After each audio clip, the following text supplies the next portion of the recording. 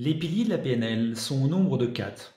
Le premier, c'est d'avoir un objectif. Parce que quoi qu'il arrive dans tout ce que vous faites dans votre vie, eh bien, vous avez un objectif quand vous levez, vous avez un objectif quand vous communiquez, vous avez un objectif quand vous faites du sport, vous avez un objectif quand vous allez travailler.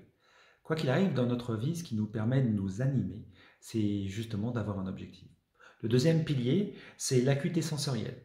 Dans la PNL, nous sommes très attentifs à cette acuité sensorielle parce qu'elle va nous permettre de pouvoir aller travailler sur tout ce qui est élément inconscient. Nous avons notre propre manière de penser, mais notre corps, généralement, nous donne des informations sur notre propre manière de penser. Exemple, lorsque vous êtes contrarié, votre corps s'exprime.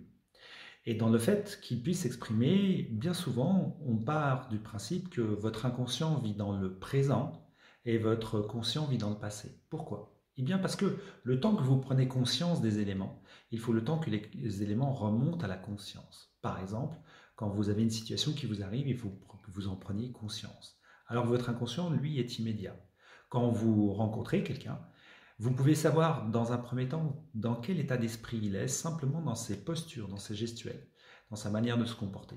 Alors en PNL, comme nous savons que la communication est basée sur tout ce qui est verbal et tout ce qui est non verbal, eh bien nous allons être attentifs en fait à cette acuité sensorielle et à les vérifier au point de vue de la voix, au point de vue de la posture, au point de vue des gestuels, au point de vue des déglutitions, transpiration, dilatation des pupilles, les épaisseurs des lèvres, etc., les rougeurs sur la peau, qui vont déterminer si la personne eh bien, est dans un moment où elle est en train de ressentir, penser à quelque chose qui n'est pas forcément en lien avec l'interaction qu'elle a en ce moment avec vous-même. Alors, l'idée, ce n'est pas bien évidemment d'interpréter, comme beaucoup de personnes tirent de manière des conclusions assez hâtives sur des comportements, mais en PNL, cela nous permet en fait de poser des questions pour aller vérifier si, lorsque un débit de parole est fluide, comme celui que j'utilise, ou qu'à un moment donné j'utilise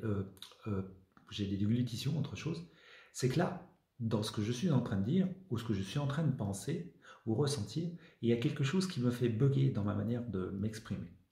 Ensuite, le troisième pilier, la flexibilité. La flexibilité, c'est de ne pas se faire du yoga le matin, c'est être souple dans son intervention. C'est-à-dire qu'à partir du moment où vous êtes souple dans votre intervention, en tant que communicant, quoi qu'il arrive, ça vous permet de plus facilement vous adapter à votre interlocuteur. Et enfin, d'être dans l'action. Parce qu'à partir du moment où on est dans la pensée, on peut passer toute sa vie à rêver sa vie ou alors de vivre ses rêves. Et pour vivre ses rêves, c'est à travers des actions qu'il se manifeste.